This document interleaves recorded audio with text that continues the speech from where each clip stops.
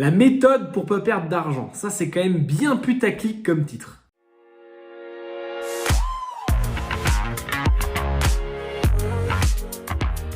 Salut l'équipe, j'espère que vous êtes en pleine forme. Aujourd'hui, je vais vous parler du hedging, c'est-à-dire le fait de protéger une partie de son capital. Vous allez voir un petit peu comment ça fonctionne. C'est pas très compliqué. Il suffit de maîtriser quelques paramètres et l'objectif, ça va être ne pas perdre d'argent. Et comme on est en plein bear market, c'est l'objectif principal de n'importe quel investisseur en ce moment, ne pas perdre son argent. Alors déjà, je vous explique le principe très simple.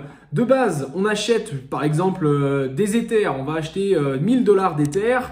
Et ben de l'autre côté, si jamais il peut y avoir une news ou il peut y avoir des choses qui bougent, en fait, l'objectif du hedging, c'est comme on a acheté d'un côté, et même si c'est pour acheter pour une longue durée, c'est pas un problème.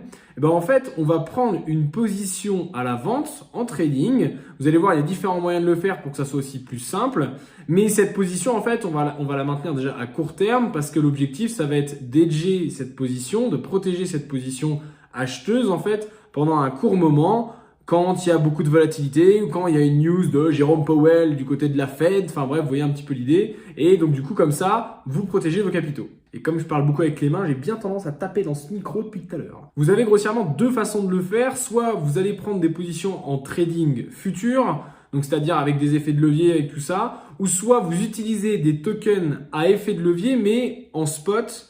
Et moi, c'est cette méthode que j'ai choisie parce que c'est la chose la plus facile à calculer et on se prend pas la tête avec des positions de liquidation, des choses comme ça. Vous allez voir, c'est très simple. Je vais utiliser la plateforme Bybit pour ce move, tout simplement parce que c'est les mieux placés et c'est la chose la plus facile à mettre en place chez eux. Donc, on se retrouve sur Bybit. Vous connaissez, je pense, l'interface. On a le portefeuille qui est juste ici et puis après, on a les différents onglets classiques. Nous, ce qui nous intéresse là-dessus, donc ça va être les tokens à effet de levier. Pourquoi? Pour hedger, pour protéger notre position. Je vous prends un scénario très simple. On a acheté, admettons, 500 $ d'Ether quand il était à 1400 $.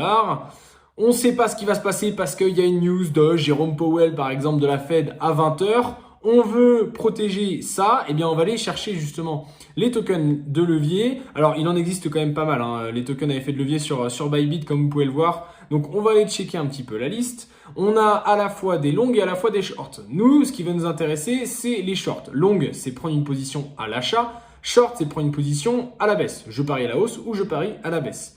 Donc nous, ce qui va nous intéresser, c'est le token ETH 3S. 3, c'est pour l'effet de levier. Vous allez voir un petit peu comment on le calcule par la suite. Vous avez franchement une grande liste sur Bybit. C'est ça qui est plutôt sympa. Vous pouvez hedger un gros paquet de crypto-monnaies et notamment des altcoins où on trouve ça nulle part, hein, tout simplement.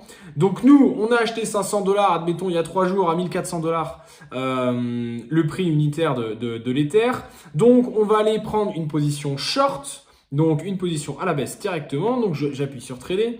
On se retrouve sur l'interface classique. Et en fait, il faut se dire, j'ai pris 500 $ d'Ether. Donc, je vais devoir prendre l'équivalent de 500 $ de short en Ether. Et comme il y a un levier x3, eh bien, on prend 500 $. On le divise en 3, donc ce qui fait grossièrement autour de 160 $.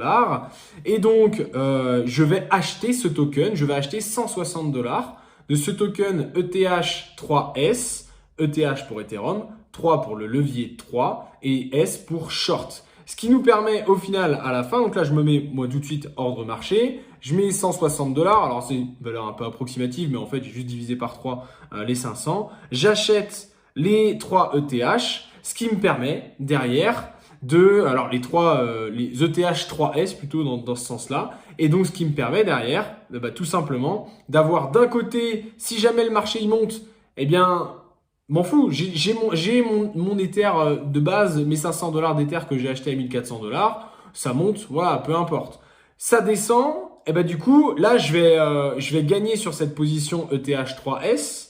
Je vais perdre sur la position classique, mais donc du coup, ça compense. Alors que du coup, s'il y a une hausse, je vais évidemment perdre sur cette position ETH 3S, donc le short, mais je vais gagner de l'autre côté. Et ce qui me permet en fait d'avoir des vases communicants en fait dans les deux cas, peu importe. Ce principe-là, c'est important de le faire dans un scénario particulier. Le but, c'est de le faire notamment quand il va y avoir peut-être beaucoup de volatilité. Il y a eu The Merge, par exemple, ça aurait été un scénario typique pour faire ce type de hedging.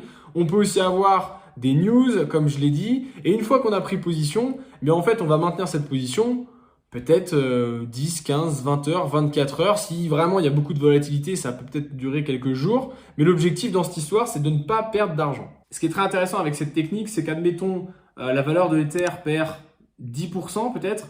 Et bien vous, avec votre short, si vous avez bien calculé par rapport au levier 3 justement, si jamais l'Ether perd 10%, ben vous en fait, vous allez prendre 10%. Et votre position en général va vous permettre, en fait, admettons, vous avez perdu $50, ben, en fait, de l'autre côté, vous gagnez 50.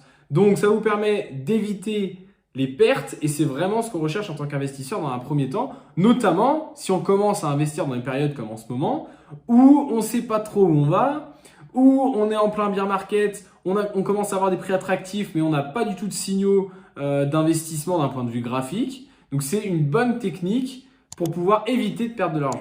J'espère que cette petite vidéo vous a bien plu. On se dit à très vite pour une prochaine vidéo. Ciao, ciao.